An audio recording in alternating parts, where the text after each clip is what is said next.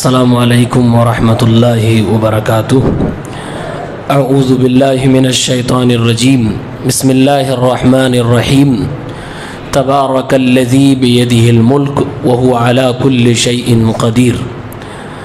29ویں پارے کی مختصر تفسیر آپ کے سامنے ہے۔ اس پارے کی پہلی صورت ہے سورہ ملک۔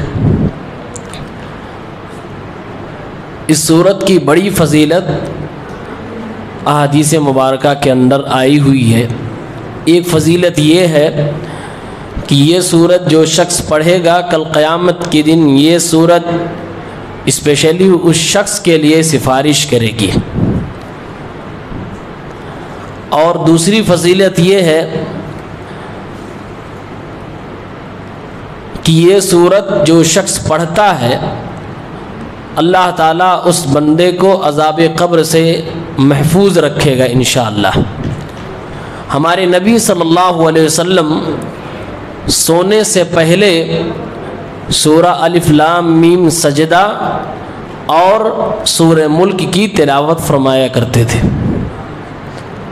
اسی سورت کی شروعات میں اللہ تعالیٰ نے فرمایا الذی خلق الموت والحیات لیبلوکم ایکم احسن عملا، کہ اللہ رب العالمین نے موت اور زندگی کو پیدا فرمایا ہے تاکہ تمہیں آزمائے کہ تم میں بہتر عمل والا کون ہے۔ قاضی عیاض رحمہ اللہ فرماتے ہیں کہ بہتر عمل کا مطلب ہے کہ شخص کا عمل اخلاص کے ساتھ ہے اور اللہ کے نبی صلی اللہ علیہ وسلم کی سنت کے مطابق ہے۔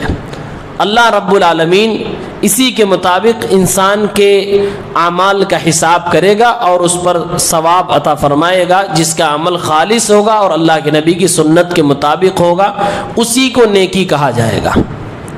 اس کے بعد سورہ قلم ہے۔ قلم اس سورت کا اس لیے نام پڑا کیونکہ اللہ نے اس سورت میں قلم کی قسم کھائی ہے۔ نون والقلم وما یسطرون، قسم ہے قلم کی اور اس کی جو وہ لوگ لکھتے ہیں۔ قسم کھانے کے بعد اللہ تعالیٰ نے یہ بیان فرمایا کہ اے نبی کریم صلی اللہ علیہ وسلم وَإِنَّكَ لَعَلَى خُلُقٍ عَظِيمٍ، آپ ایک بہترین اخلاق پر فائز ہے، آپ کا اخلاق بہت نرالا ہے۔ اسی صورت کے اندر اللہ رب العالمین نے باغ والوں کا قصہ بیان فرمایا ہے۔ باغ والے کون لوگ تھے؟ ان کو اللہ تعالیٰ نے باغات سے نوازا تھا جس میں پھل فروٹ ہوا کرتے تھے۔ اللہ کے راستے میں جب تک وہ لوگ خرچ کرتے تھے تب تک اللہ تعالیٰ ان کو دیتا رہا، نوازتا رہا۔ لیکن ایک دن ایسا آیا کہ باغ کے مالکان کی نیت خراب ہو گئی اور کہا کہ صبح صبح چلتے ہیں اور اپنے باغ سے پھل اتار لیتے ہیں تاکہ کسی مسکین فقیر سے ملاقات ہی نہ ہو، کوئی ملے ہی نہ، اور سب کچھ اپنے پاس رکھ لیتے ہیں، اللہ کے راہ میں خرچ کرنے کی کوئی ضرورت نہیں۔ اللہ تعالیٰ نے فرمایا اِنَّا بَلَوْنَاهُمْ كَمَا بَلَوْنَا أَصْحَابَ الْجَنَّةِ، جس طریقے سے باغ والوں کو میں نے آزمایا ایسے میں نے اوروں کو بھی آزمایا۔ اللہ نے فرمایا کہ یہ سب کے سب لوگ ہوشیاری کر کے اللہ کو دھوکہ دینا چاہتے تھے، سارا کا سارا مال اپنے لیے رکھنا چاہتے تھے۔ باغ کی طرف بڑھ کے گئے، اللہ تعالیٰ نے اپنی قدرت سے باغ میں آگ لگا دی۔ فطاف علیہا طائف من ربک وہم نائمون، رات میں پلاننگ کیے کہ صبح صبح چلیں گے باغ کا پھل اتاریں گے، رات ہی میں اللہ تعالیٰ نے سارے باغ میں آگ لگا دی۔ صبح صبح جب سب لوگ وہاں پہنچتے ہیں تو اس باغ کو پہچاننے سے انکار کر رہے ہیں۔ ان میں سے کوئی کہہ رہا کہ ہم لوگ راستہ بھول گئے، اپنے باغ کی طرف نہیں آئے۔ ان میں سے ایک کہہ رہا نہیں راستہ نہیں بھولے ہیں، ہم لوگوں نے اپنی نیتیں خراب کر لی اس لیے اللہ تعالیٰ نے ہماری جائیداد کو آگ لگا دی ہے۔ ہم سب کو اللہ تعالیٰ سے توبہ کرنی چاہیے، ہو سکتا اللہ رب العالمین ہمیں مزید عطا فرما دے۔ اس واقعے سے ہمیں سبق یہ ملا کہ اے مسلمانوں، اللہ تعالیٰ جب کوئی نعمت عطا فرمائے تو نعمت پر شکریہ ادا کرنا چاہیے۔ نعمت پہ اگر ناشکری کی جائے گی تو اللہ تعالیٰ کو چھیننے میں وقت نہیں لگے گا۔ اللہ رب العالمین شام کے امیر کو صبح اٹھنے کے بعد فقیر بنا سکتا ہے، اللہ تعالیٰ صبح کے امیر کو شام تک فقیر بنا سکتا ہے۔ یہ اللہ تعالیٰ کی قدرت ہے۔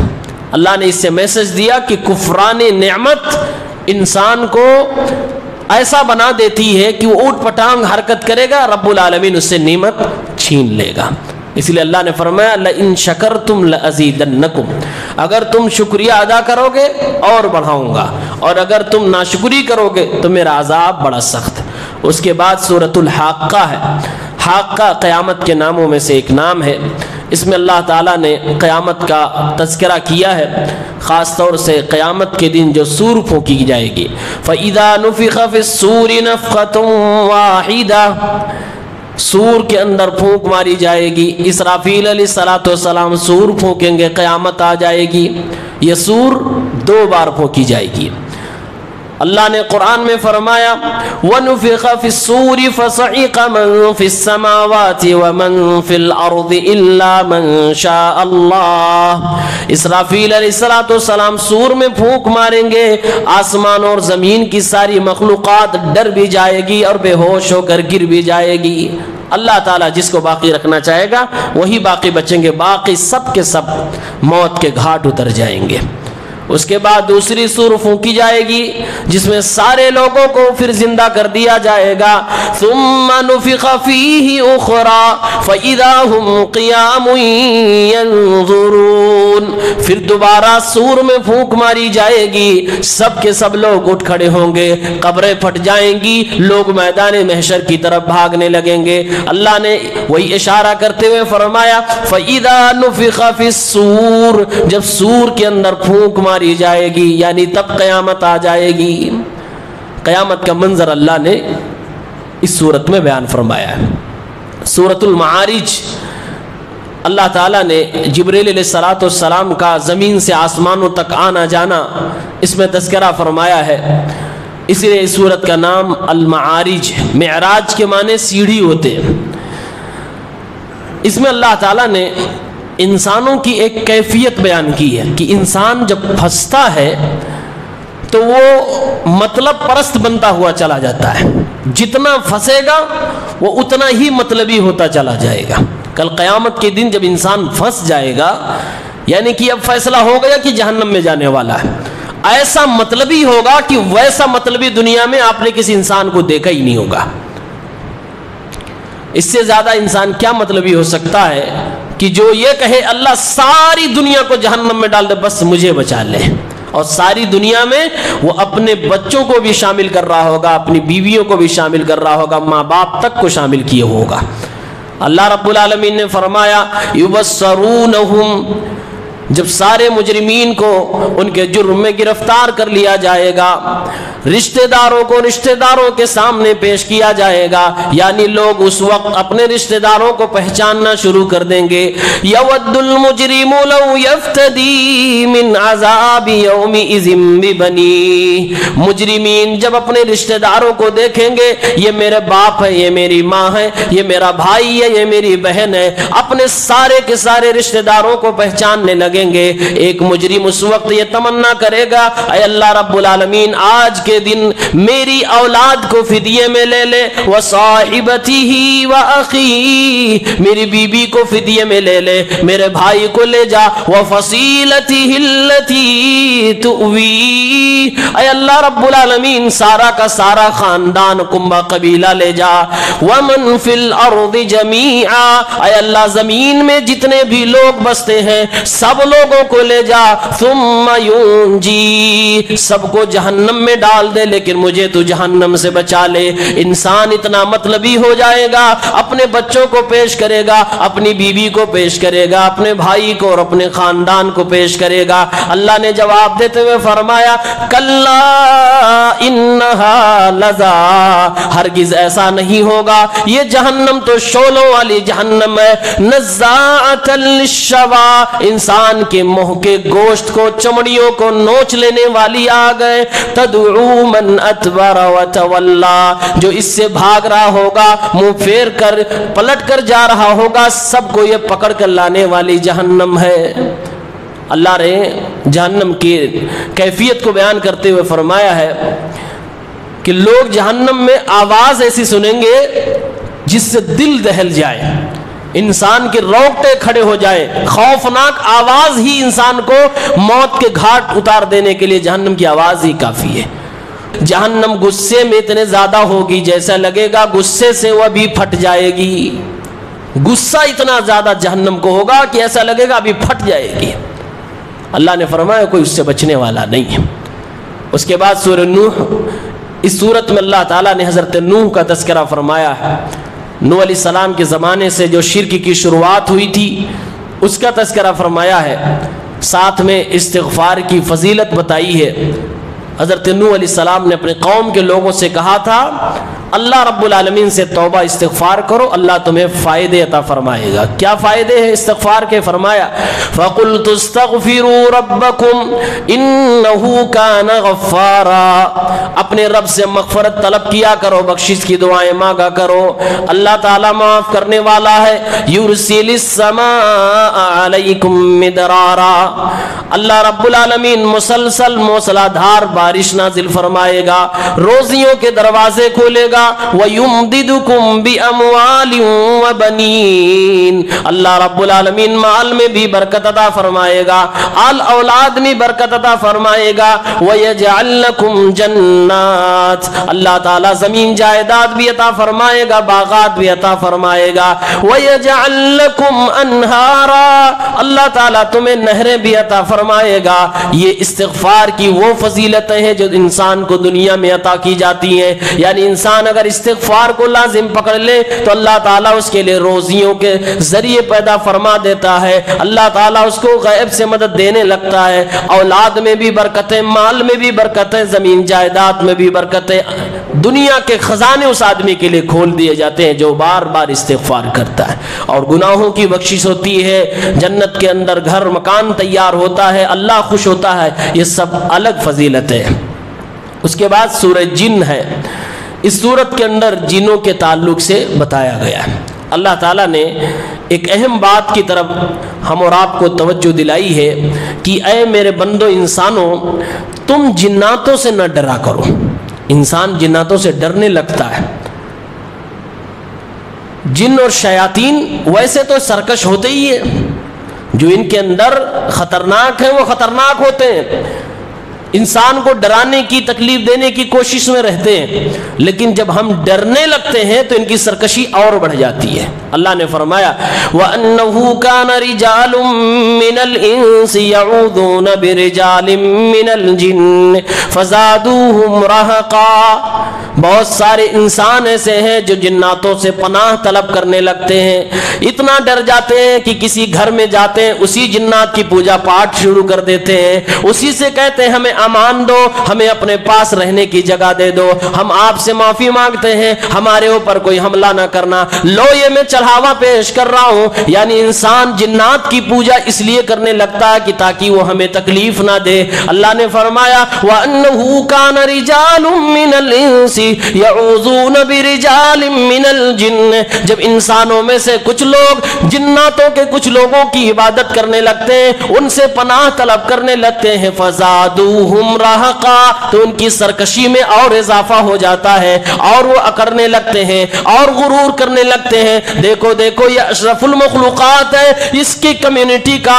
اور اس کی نسل کا تو آخری پیغمبر بھی آیا، اللہ رب العالمین نے اتنے رسولوں کو انسانوں میں بنا کر بھیجا، اور یہ انسان ہم سے ڈر رہا ہے، ہم سے پناہ طلب کر رہا ہے، فَزَادُوهُمْ رَهَقًا، شیطان اور تمرد کا شکار ہو جاتا ہے۔ اس لیے ہمیں شیطانوں سے اور جناتوں سے بالکل نہیں ڈرنا چاہیے۔ آپ کو جو چیزیں سکھائی جائیں، جو دعائیں پڑھائی جائیں، جو بتائی جائیں، وہ پڑھنا چاہیے، احتیاط پوری کی پوری کرنی چاہیے، لیکن ڈرنا بالکل نہیں چاہیے۔ جب ہم ڈرتے ہیں تو مزید ڈراتا بھی ہے اور اس کو گھمنڈ بھی ہوتا ہے، غرور بھی ہوتا ہے۔ آپ کو ایک شکل میں بتاؤں، اعتراض یہ ہوگا کہ بھئی ہم لوگ تو نہیں ڈرتے، لیکن کچھ ایسے کام ہم کرتے ہیں جس سے لگتا ہے کہ ہاں سچ میں ڈر رہے ہیں۔ نیا گھر بنانے کے بعد گھر کے اندر قرآن خوانی کے نام پر بہت کچھ ہوتا ہے۔ یہ اس زمانے کی بات ہے جس زمانے میں لوگ شیطانوں سے حقیقت میں بہت ڈرا کرتے تھے، اور یہ غیر مسلم قوم میں آج بھی پایا جاتا ہے۔ جب وہ کسی بستی میں اترتے ہیں، کہیں سنسان جگہ پہ جاتے ہیں، کسی نئے گھر کے اندر داخلہ ہوتا ہے تو پہلے اس گھر کا پوجا پاٹ کرواتے۔ کیوں؟ وہ اپنے بھگوان اور ایشور کو خوش کرنے کے لیے نہیں، اس کے اندر جو غلط شکتیاں ہیں اس کو خوش کرنے کے لیے۔ کیوں؟ خوش ہو جائیں گے تو ہمیں تکلیف نہیں دیں گے۔ یہ اس شیطان کی پوجا ہوتی ہے تاکہ یہ ہمیں تکلیف نہ دے۔ مسلمانوں نے انہی کی اسی کلچر کو ایڈاپٹ کرتے ہوئے اب نیا گھر بنا رہے ہیں تو چلو بھائی اس کی پوجا کی جا رہی ہے، ان کو خوش کیا جا رہا ہے۔ لیکن مسلمانوں نے کہا نہیں، ہمارا تھوڑا طریقہ ڈیفرنٹ ہوگا، ہم قرآن پڑھوائیں گے 50 حافظ جی 40 حافظ جی کو، اور اس کے بعد پورے گھر کو پاک کروائیں گے۔ مسلمان کی زندگی ہمیشہ قرآن کی تلاوت سے، نماز سے مزین ہوتی ہے۔ آپ کسی بھی گھر کے اندر داخلہ فرمائیے، بسم اللہ کر کے داخل ہو جائیے۔ 5 وقت کی نمازیں ہوتی ہیں آپ کی گھر کی عورتیں اس میں نماز پڑھیں گی، آپ بھی نماز کبھی کبھار پڑھیں گے، نفلی نمازیں سنت پڑھا کریں گے۔ اس کے علاوہ آپ اپنے گھر میں قرآن کی تلاوت کریں گے۔ ایک مسلمان کا گھر ہے تو ضرور اللہ اس کے رسول کی باتیں ہوں گی۔ اللہ کی قسم ہے، میرے نبی صلی اللہ علیہ وسلم فرماتے ہیں لا تجعلوا بیوتکم مقابرا، اپنے گھروں کو قبرستان نہ بنایا کرو، یعنی ایسا گھر نہ بنایا کرو جس میں قرآن ہی نہ پڑھا جاتا ہو، ایسا گھر نہ بنایا کرو جس میں اللہ کا نام ہی نہ لیا جاتا ہو۔ اللہ کا نام لینے والا بندہ آپ کے گھر میں ہونا چاہیے، اللہ رب العالمین کے ذکر و اذکار میں رہنے والی بندیاں آپ کے گھر میں ہونی چاہیے۔ ان الشیطان ینفر من البیت الذی تقرأ فیہ سورۃ البقرہ، جس گھر میں سورہ بقرہ پڑھی جاتی ہے شیطان وہاں سے بھاگ جاتا ہے۔ پڑھوائی جاتی ہے یہ نہیں بتایا گیا۔ جو قرآن خوانی کا کنسپٹ ہے کہ 40-50 لوگوں کو پڑھوایا جائے اور اس کے بعد کہیں اور وہ ثواب نیکی ٹرانسفر کروا دی جائے، یہ شریعت سے ثابت نہیں ہے، یہ ایک بدعت ہے۔ اور یہ جو نئے گھر پر ہوتا ہے سب کچھ سسٹم، یہ کہیں نہ کہیں وہ غیر مسلموں کے کلچر سے، اور وہ جو اپنے دیوی دیوتاؤں اور پھر غلط شکتیوں کو خوش کرنے کے لیے تاکہ ان کی مصیبتوں سے بچ سکیں، وہاں سے لیا گیا کلچر ہے۔ اس لیے مسلمانوں کو اس سے پرہیز کرنا چاہیے۔ ایک بدعت بھی ہے اور کہیں نہ کہیں غلط عقیدے کی طرف لے جاتا۔ اللہ نے فرمایا جب انسان جناتوں سے ڈرنے لگتے ہیں تو اور اچھلنے کودنے لگتا ہے۔ اس کے بعد سورہ مزمل آتی ہے۔ سورۃ المزمل میں اللہ کے نبی صلی اللہ علیہ وسلم کو اللہ نے تہجد کی نماز پڑھنے کے لیے کہا ہے، کہا آپ تہجد کی نماز پڑھا کریے۔ اللہ نے اسی سورت کے اندر ایک بات اور کہی ہے کہ قیامت کے دن بچے بھی بوڑھے ہو جائیں گے۔ قیامت کی ہولناکی اور جو ہیبت ناک منظر ہوگا، اس منظر سے بچے بھی بوڑھے ہو جائیں گے۔ یعنی بچپنا جو کہ ہنستا کھیلتا رہتا ہے وہ بچپنا ختم ہو جائے گا۔ جوانی جو مستانی ہوتی وہ سب کا سب انسان بھول جائے گا۔ اللہ نے فرمایا فَكَيْفَ تَتَّقُونَ إِن كَفَرْتُمْ يَوْمًا يَجْعَلُ الْوِلْدَانَ شِيبًا السَّمَاءُ مُنفَطِرٌ بِهِ كَانَ وَعْدُهُ مَفْعُولًا۔ آج تم اللہ رب العالمین کا انکار کرتے ہو، اللہ کے ساتھ کفر کرتے ہو، ناشکری کرتے ہو، کیسے تم اس دن سے بچ پاؤ گے جس دن بچے بھی بوڑھے ہو جائیں گے، جس دن آسمان بھی پھٹ جائے گا۔ كَانَ وَعْدُهُ مفعولا، اے میرے بندو اس کو میرا جھوٹا وعدہ نہ سمجھنا۔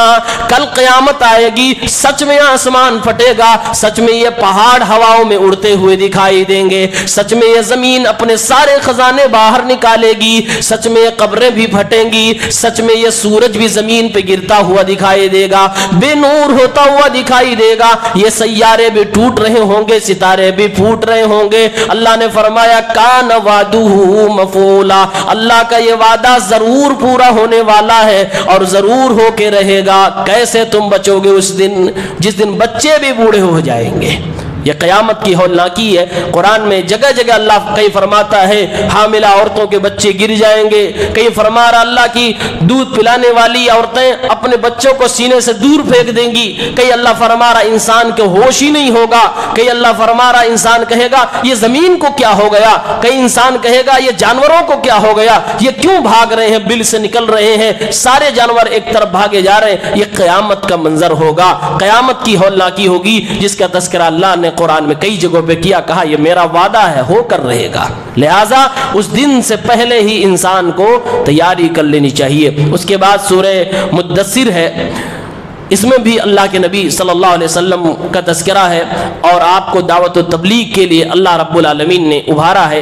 یہی وہ صورت ہے جس کے ابتدائی حصے کو اللہ رب العالمین نے دوسری بار ہمارے نبی صلی اللہ علیہ وسلم پر نازل فرمایا تھا۔ اس میں اللہ نے اپنے فرشتوں کا تذکرہ فرمایا کہ جہنم کے اوپر دربان کی حیثیت سے 19 فرشتے ہم نے لگا رکھے، علیہا 19 مطلب 19 کا جہنم پر 19 فرشتے ہم نے لگا رکھے۔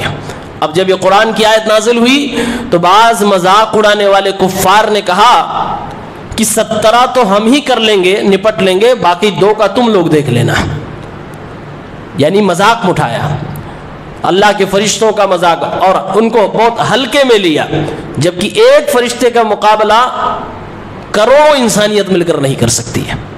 اللہ نے اسی صورت کے آگے فرمایا اے میرے بندوں میرے فرشتوں کا مذاق نہ بناؤ، تم لوگ ان کی طاقت سے واقف نہیں ہو، ان کی تعداد بھی تمہیں اچھی طرح سے معلوم نہیں۔ وَمَا يَعْلَمُ جُنُودَ رَبِّكَ إِلَّا هُوَ، اللہ کی لشکر کا علم سوائے اللہ کے کسی کو ہے بھی نہیں۔ کتنے فرشتے ہم نے بنا رکھے ہیں تمہیں معلوم نہیں۔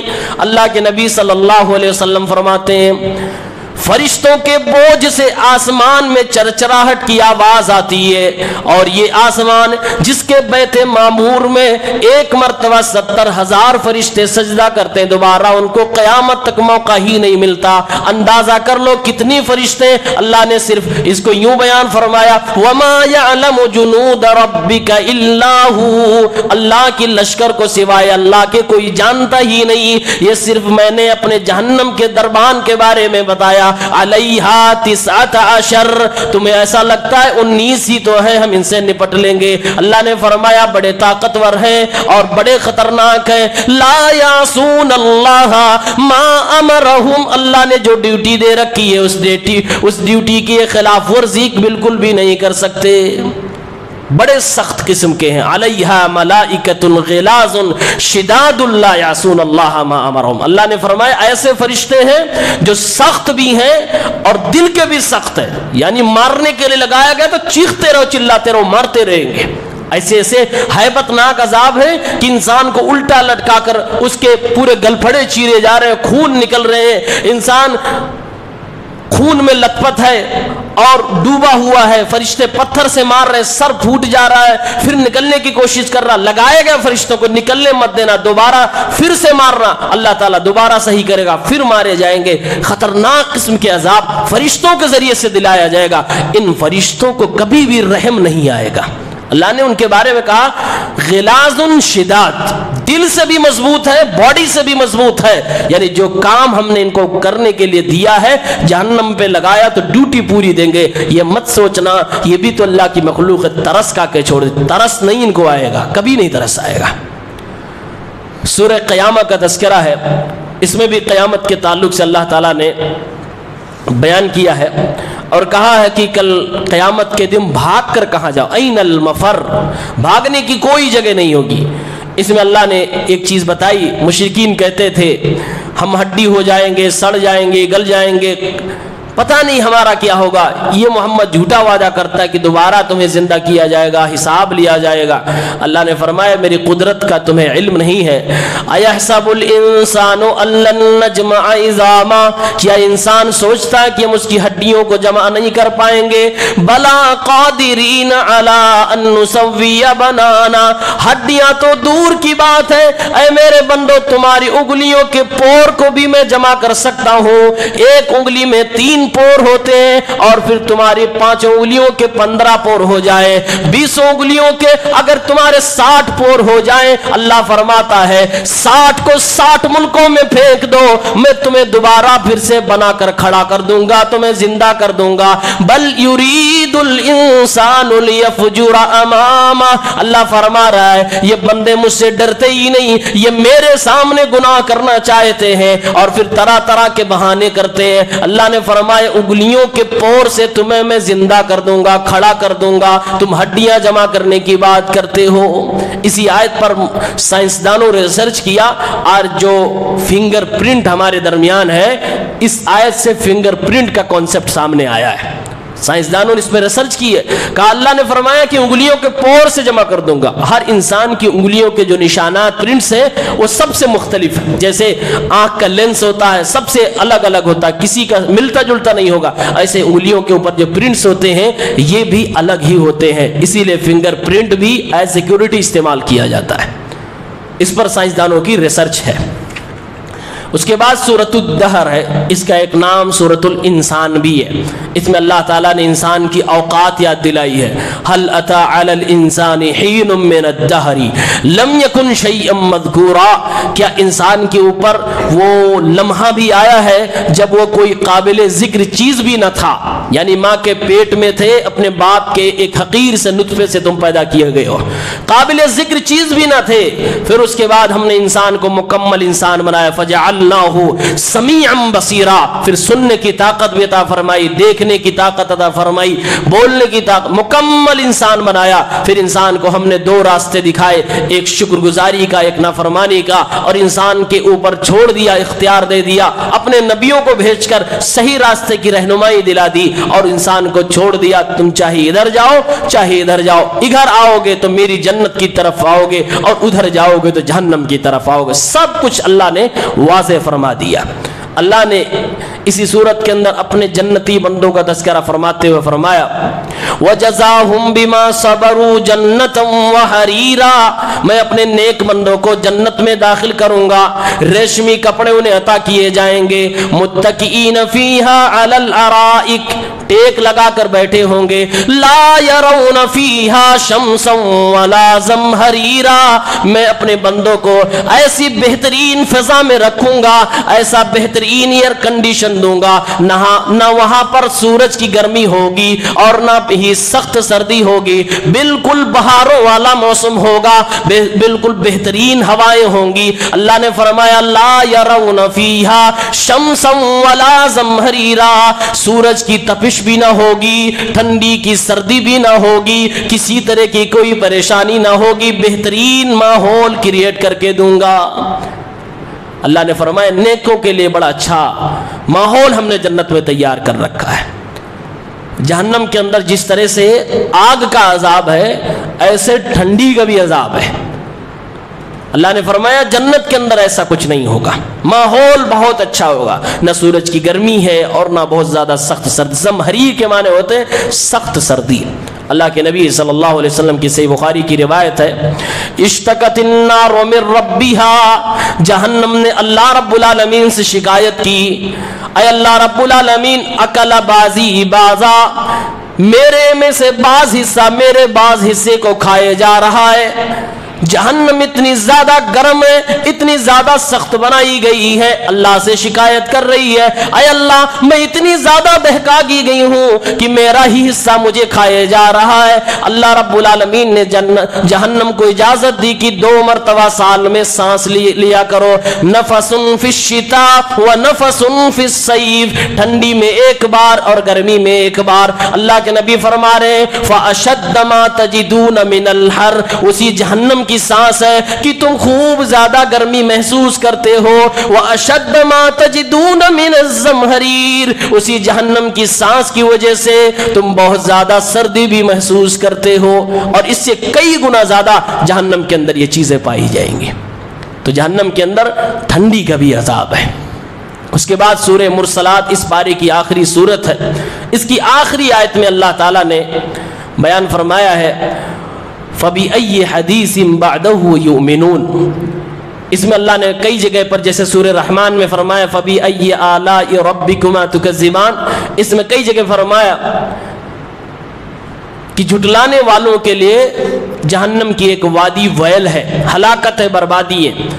اللہ نے فرمایا کُلُوا وَتَمَتَّعُوا قَلِيلًا إِنَّكُمْ مُجْرِمُونَ، آج میری بات نہیں مانتے ہو، سمجھ نہیں آ رہی ہے، جاؤ میں تمہیں چھوٹ دے رہا ہوں، کھاؤ پیو موج کرو مستی کرو، تھوڑے ہی دن تو مستی کر پاؤ گے، تمہیں تو کنفرم ہے کہ تم مجرم ہو، کل میرے پاس آؤ گے تمہیں بچنا نہیں ہے۔ پھر اللہ نے اخیر میں فرمایا وَإِذَا قِيلَ لَهُمُ ارْكَعُوا لَا يَرْكَعُونَ، آج کہا جاتا سجدے کر لو انسان نہیں کرتا، آج کہا جاتا رکوع کر لو انسان نہیں کرتا۔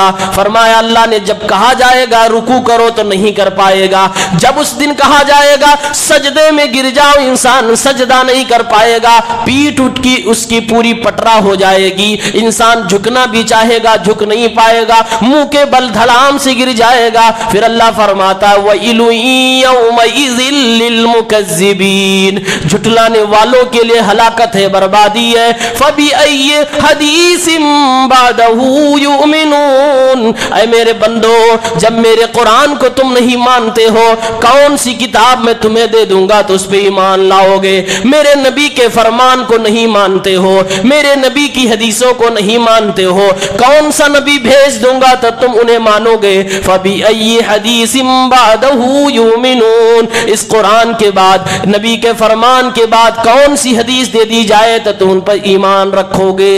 اللہ تعالیٰ نے یہاں پر قرآن کو حدیث کہا ہے، لہٰذا ایک مسئلہ یہ بھی واضح ہو گیا کہ اہل الحدیث کا مطلب ہوتا ہے قرآن والے اور حدیث والے، کیونکہ حدیث نبی کی بات کو تو کہتے ہی ہے، قرآن کو بھی حدیث کہتے ہیں، جیسے کہ یہ آیت واضح کرتی ہے۔ اس کے علاوہ اور بھی آیتوں میں اللہ نے کہا اللہ نزل احسن الحدیث، اللہ نے بہترین حدیث نازل فرمائی ہے، اور بہترین حدیث مطلب قرآن کریم ہے، اور اللہ کے نبی کی بات کو بھی قرآن میں حدیث کہا گیا ہے۔ اس لیے ہم لوگ جو اپنا نام اہل الحدیث دیتے ہیں اس کا مطلب ہوتا ہے یہ وہ جماعت ہے جو حدیث کو مانتی ہے اور اللہ رب العالمین کے کلام قرآن مجید کو بھی مانتی ہے۔ اہل الحدیث مطلب قرآن والے اور حدیث والے، اور اس کے ساتھ ساتھ صحابہ کرام کے فہم والے۔ اللہ رب العالمین سے دعا ہے الہ العالمین ہم سب کو قرآن سے جوڑ دے، پروردگار ہم سب کو جہنم کے عذاب سے محفوظ رکھ، جنت میں ہم سب کا داخلہ فرما، آمین یا رب العالمین۔